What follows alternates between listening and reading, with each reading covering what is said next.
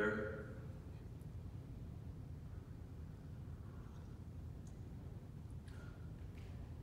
Are we live, Eddie? We're live. Want me to go? Oh, good, good.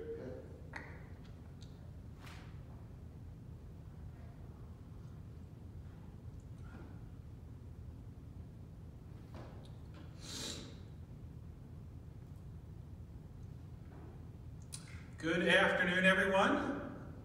Happy Friday to you, December 4th. Thank you for tuning in today.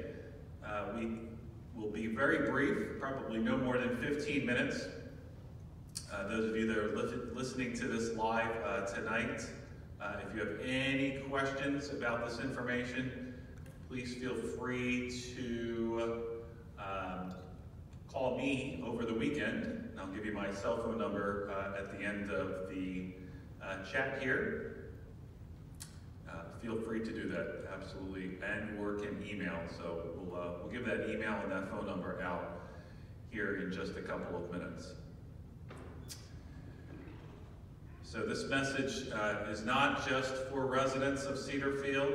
These live chats are intended to communicate information to residents, to team members, and to family members, no matter where you live or where you work. It's meant for information for the good of everyone. First, just wanted to talk about our current COVID-19 situation related to the data that is before us. We typically start out these live chats with some statistics from the Virginia Department of Health. And as of no surprise, Virginia Department of Health the week before Thanksgiving predicted that we would have a surge, a super surge within a surge, and that is actually starting to happen. Here are the statistics around our 7-day positivity rates. In the state of Virginia, the Commonwealth of Virginia, we are at 9.6. 2 weeks ago, we were at 7.3. In Central Virginia, which is our region, obviously, we are up to 11.2 7-day positivity rate. 2 weeks ago, we were at 8.7. In Henrico County, we are resting here at an 8.3 7-day positivity rate. That's up from 6.1 2 weeks ago. In Richmond, Richmond 2 weeks ago was at 4.8, and today they are at now 5.9. And then Chesterfield, again 2 weeks ago was 8.9, and now they are at 9.7. So we are seeing the surge that the epidemiologists and the infection control nurses have been talking to us about and counseling us on our evolving preparedness plan to meet the challenges that they expected throughout the month of December.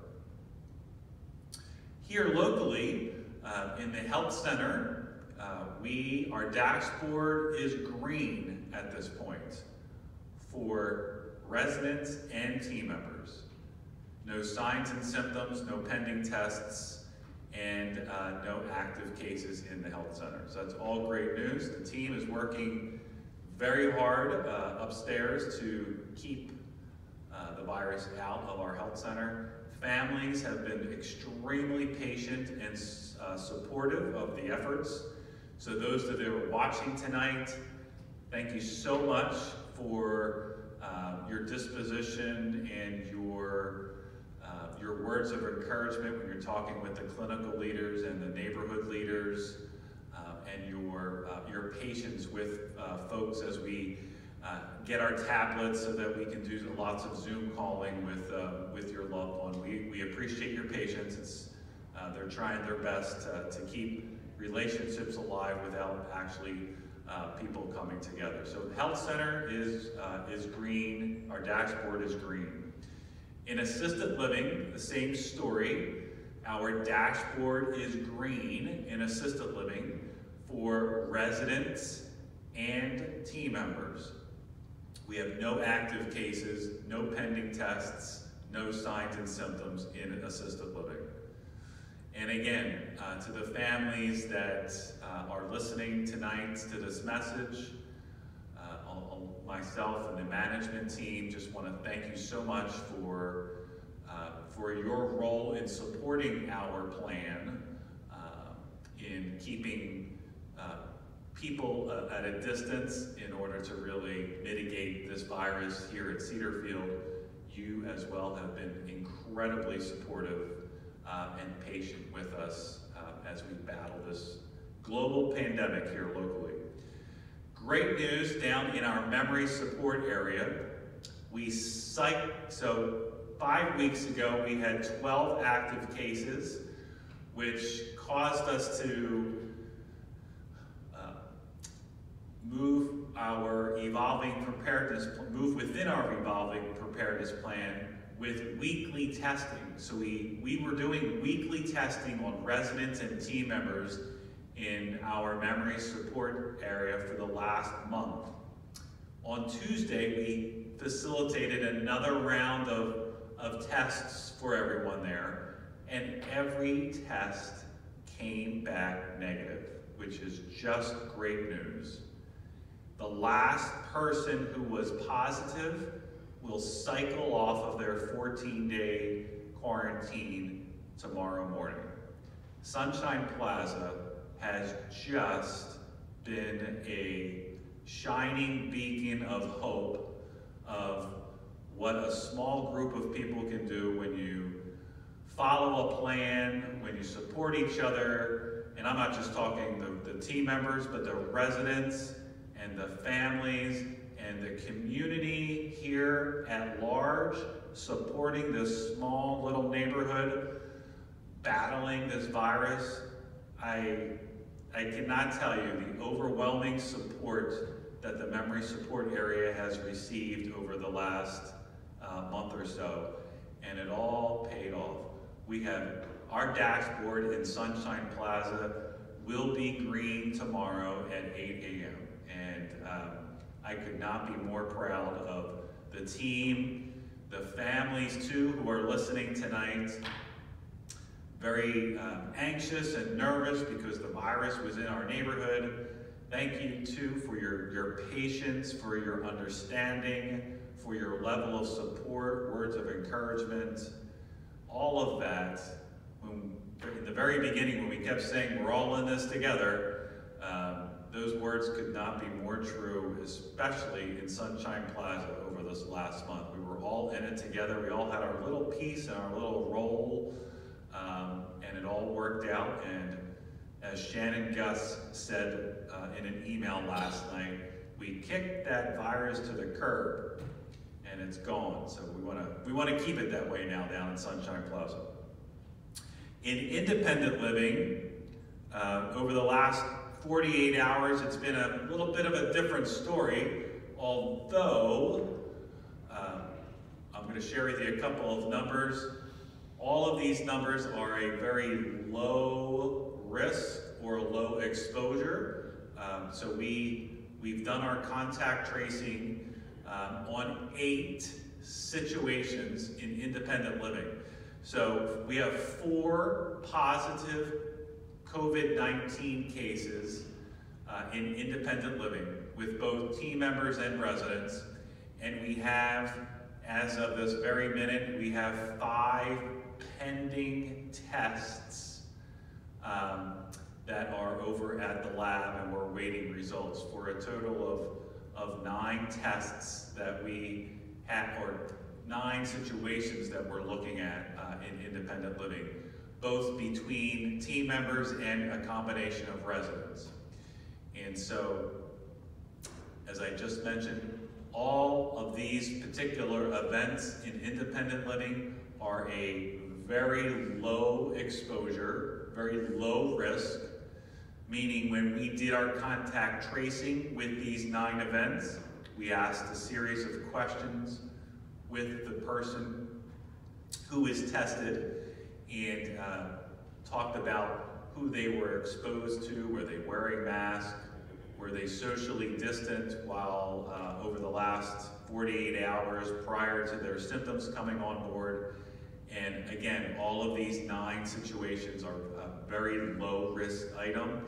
And so that's good news. Ann Hopper and social services have just been working really hard over this past week to keep a series of questions going with these 9 situations, to keep peeling it back to make sure that we're uncovering anything that we need to in order to protect additional people. So our dashboard in independent living, I would say, is a bright yellow right now, with 9 active cases or pending cases. So keep those folks in your thoughts and prayers. All in all, as one of the epidemiologists said to me this week, Cedarfield is doing a great job. There are many retirement communities and nursing homes in Henrico County that have an official outbreak going on, or simultaneous outbreaks, multiple outbreaks happening at one location. So the fact that we are not considered an outbreak, the fact that we are not under a lockdown situation formally by the Virginia Department of Health, we're all doing a great job, and I truly believe we're doing a great job because 95% of us are wearing our masks, we're being socially distant, we got great infection control, and we're doing our part to keep ourselves safe and doing our part to keep our neighbors safe and everyone else around us safe. So thank you. We're doing a great job. Just keep doing what you're doing because we're doing something right. And these next couple of weeks, especially next week is the real critical week in the eyes of the Virginia Department of Health, because if you look at your calendar, we had Thanksgiving. Thanksgiving obviously was last Thursday, right? And so when you look at last Thursday, Friday, and Saturday, when most people were likely to join family and friends, we did a great job in small settings, I heard, beyond the gates. We had 120 people, residents, leave the community. We know of about 100 team members that were celebrating Thanksgiving with people beyond their immediate household. But the good news is everyone really complied with that small group philosophy, and we're wearing masks around Thanksgiving, staying socially distant. The reason I bring Thanksgiving up is if you look at your calendar, last Thursday, Friday, and Saturday was obviously about 7 days ago. And if anyone happened to come across this COVID-19 virus, today, tomorrow, Sunday, Monday, and Tuesday are the really critical days when a person's body would actually be shedding the viral load, and someone's actually going to really feel sick these next couple of days. So the Virginia Department of Health has all eyes on long-term care communities this next week. And so, again, if you have the slightest symptom, sniffles, body aches, just the slightest little thing, call down to the clinic, pull your pull cord to get a nurse supervisor to you, and we'll triage the information accordingly. Don't leave anything on the table. We want to keep peeling it back and understand to help you and to test. Speaking of testing, Cedarfield, we're in a very fortunate position. when you hear about testing in the United States, Cedarfield has 3 different testing options available. One is the traditional method that we have had since March. We've had a contract with GenetWorks, which is right down the road on Cox Road. And they really are extremely responsive, able to get us test results back within 24, no later than 48 hours. They've been a great partner with us in this fight. And so we still have that contract available to us. And that is the PCR test. That's like the gold standard that everyone is using across, really across the globe. So we have that gold star testing available to us and have been using it for the past 9 months. Secondly, we now have at Cedarfield a test called the BD Ventnor test. It's a rapid antigen point of care test manufactured by Beacon, one of the largest medical supply companies in the world. This test is here, and it's in our clinic. It's a 15-minute rapid test. We've been using it for the last 3 weeks now, and it's been a very effective tool for us to gauge where someone might be. The downside to this particular testing equipment that we have is the accuracy of it. This test now, the accuracy of it is about 75%, which is still pretty good, gives us a good gauge. So we have that available to us in the fight of this global pandemic. And then the third test is called the Binax Now cards. We have, again, it's a rapid antigen point of care test that's manufactured by Abbott. It doesn't require certain elements to do the testing. It's also referred to sometimes in the news called the Abbott cards. So we have that as well. And so between the 3 of those particular tests, we feel like we really are in a good position to, for team members and residents, really provide a great service and get to the root of the issue pretty quickly. And so we're blessed in that regard. The downside to having these 3 different types of tests is that you want to use them at different periods of time. You don't want to just test for the sake of testing.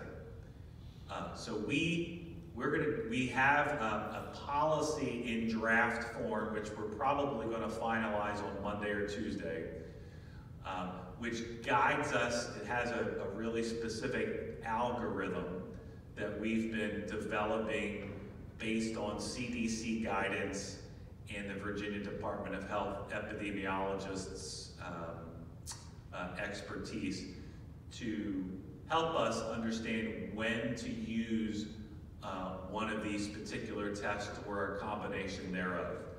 And so that policy for really the community, residents and team members, will be finalized early next week. So all that's good news about testing.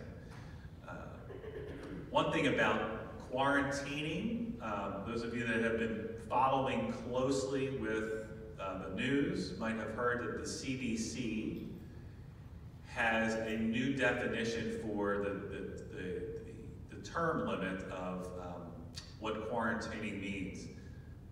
Many of us the number 14 now is like a really popular number. How many times have we heard 14 days? You have to quarantine for 14 days. So the CDC now has said that that number is a range between 7 and 10 days. They just came out with this in the middle of the week and more formally with the media yesterday. And so we are working again with the Virginia Department of Health to make sure that range, a quarantining range, fits in with our protocol, and how does that all fit in with the different situations that are presented to management, and then what we do about it. And so just wanted you to know that we are aware that that definition has changed for the CDC, and we're going to work with, like I said, our Virginia Department of Health and fit it all into our overall plan.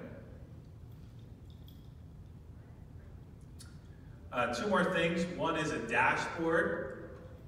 Beginning of the week and a little bit of last week, I mentioned that there is something called a quick glance. So those of you that have smartphones or have access to a computer, you can now go on to www.mycedarfield.com. Once you are into Touchtown, there's an icon, a yellow icon that's called Coronavirus Update. If you click on that icon, at the very top of the page, you'll see a COVID-19 quick glance.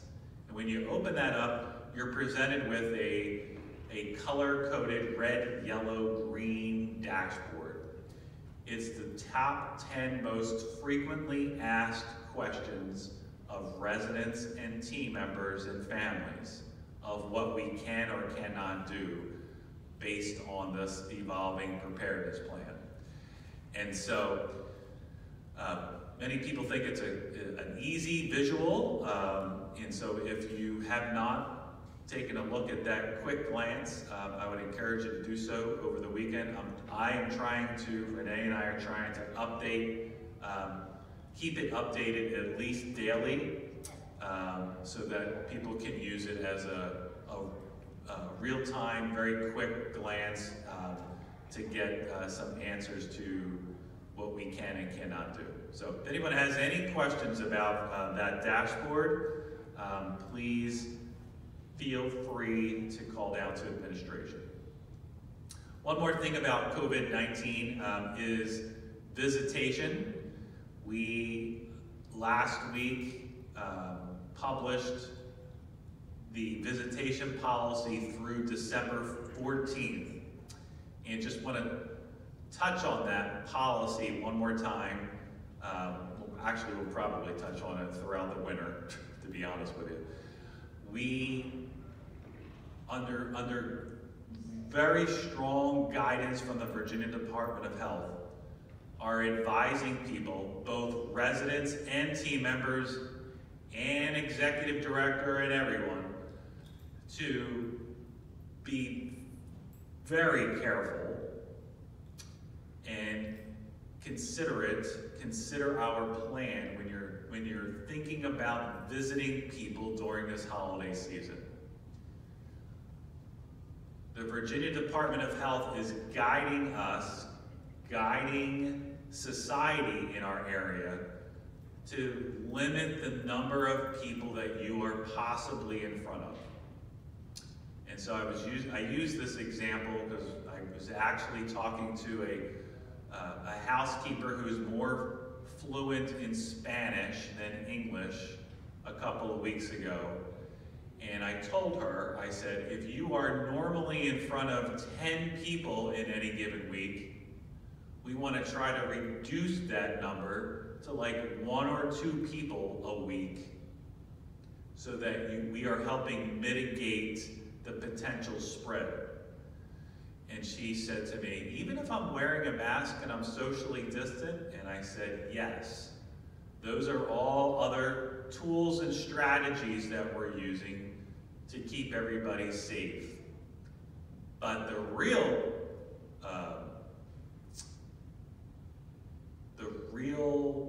way to really stop this mitigation is to really limit your number of people who you are potentially in front of. And so currently in the health center and assisted living and in memory support, we have suspended visitation until at least the 14th. We'll reevaluate it again. And additionally, in the independent living apartments and cottages, we have suspended visitation from coming into Cedarfield. So the next question that Renee and I usually get in administration is, well, Michael, that doesn't make any sense. We can drive off to the property and we can go visit people. So what's it matter if people come, you allow people to come on campus or not? And you know, that's really probably the most frequently asked question.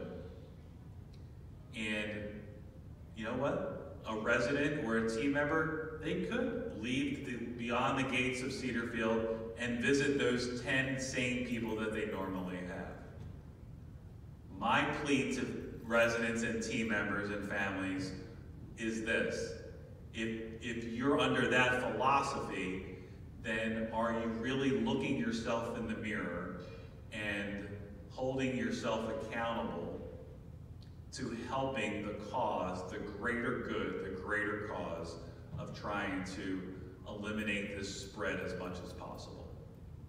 And so I would just, again, on a Friday afternoon here as we're headed into the weekend, if you are a team member listening to this video and you're going to leave work today, I am respectfully asking that over the weekend that you limit the number of people who you come in contact with by over 90%. Please keep it to your spouse and your children, and just really an essential visit if you have to. And let's get through this next week, this really critical next week together. If you are a resident of Cedarfield or a family member of Cedarfield, this is part of our shared values of sharing this information so that we're all in this together. I would just strongly urge, you know, this weekend is a really critical weekend coming up. The viral load out there is really great. That's why we're seeing this 7-day positivity rate rise. So the best of our ability that we can do online shopping and take advantage of a lot of those services that companies are providing to keep us away from people. I think we will all be better off for the second two weeks of December, which obviously has 2 more holidays in it. So I guess enough about visitation.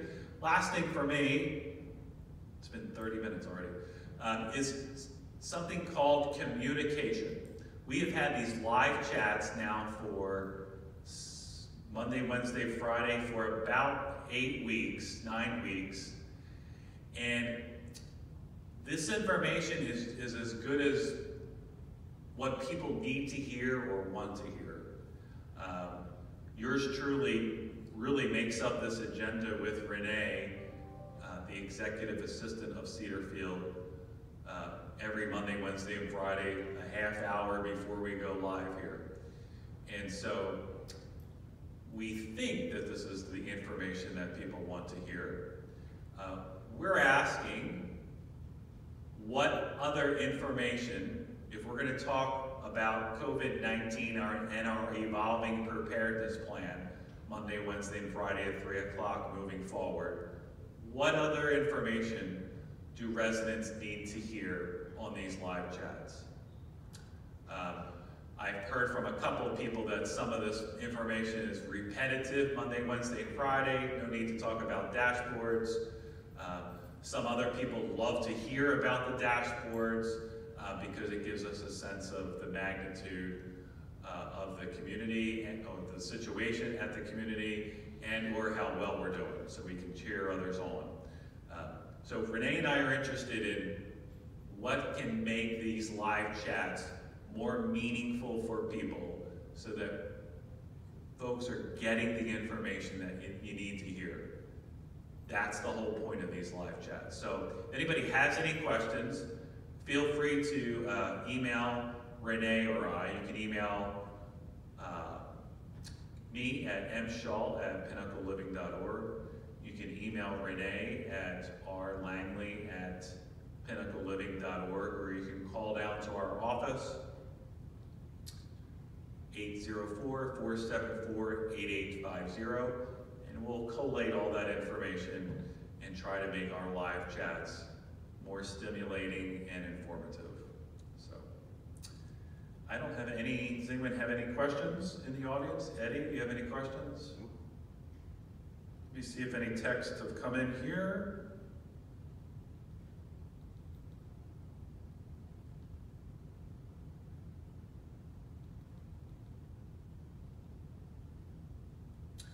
One question came in, what's the policy for over the weekend or after hours when a resident calls a nurse supervisor for help? Do they come to the apartment or cottage, or they just say go to the ER or tell you to call 911? There is a specific policy, whoever wrote this, but for the greater good, there is an algorithm that the nurse supervisors, those of you that aren't familiar, let me take a step back.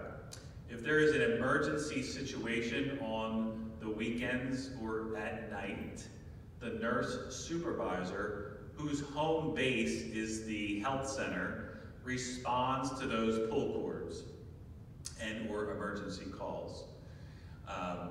And so we have a policy for the nurse supervisors. We actually just reviewed it midweek here and changed it because we did have a situation happen over the last weekend. And they have a specific algorithm that they will follow, starting with calling the apartment or cottage and asking what the issue is. If it's a situation where somebody just wants their vitals taken, then that's one way, one specific channel of an algorithm that they will follow. If it's somebody that really needs medical attention, then that's another route. So nurse supervisor's in charge, and again, we reviewed that algorithm with the nurse supervisors this week, and Matt Dameron, our Associate Executive Director, and our Director of Nursing not only reviewed the policy, but reviewed the policy with each of the nurse supervisors.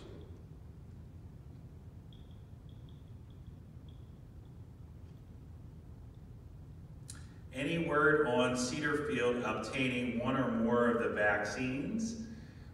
We currently have not received any word from the Virginia Department of Health on a rollout of the vaccine. We will hear from the state. That is actually how the rollout is happening. The federal government will partner with the states and allocate a specific number of these first dosages that are due to roll out next week.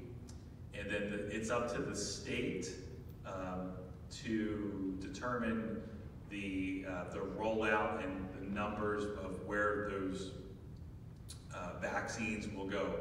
First is definitely the hospitals. So the hospitals within Virginia will definitely get the first crack at that allocation. The second allocation, last week, nursing homes were in that definition.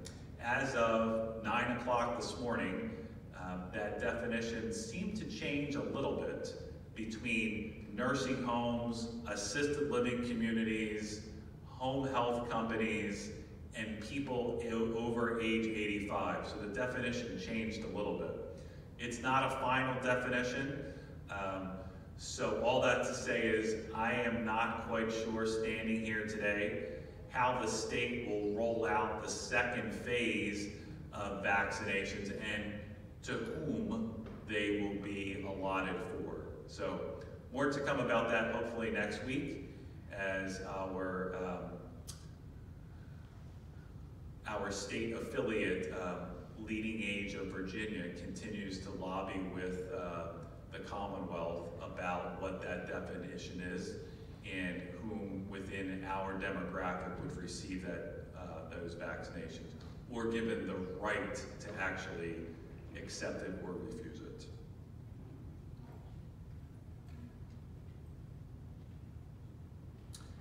Is Cedarfield considered a nursing home?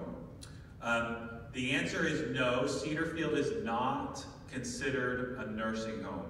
We have a nursing home within the property, but Cedarfield is considered, we are actually regulated by the Department of Insurance, and we are considered a continuing care retirement community. We have a nursing home within a continuing care retirement community. To get to the heart of this question is if the current definition stood of who would get the next vaccine, it says in some of the literature that people who work and or live in a nursing home would be next in line. So that would mean that the folks who live in our Cedar Woods, our 4th floor, there's 3 neighborhoods up on our 4th floor, and the people who work in those 3 neighborhoods would have the right to those the next round, not everyone who lives and works at Cedarfield. Hopefully that provides a little color to that question. Will you do your live chats next week, Monday, Wednesday, Friday? The answer is yes. We will continue with live chats next week, Monday, Wednesday, and Friday at 3 o'clock.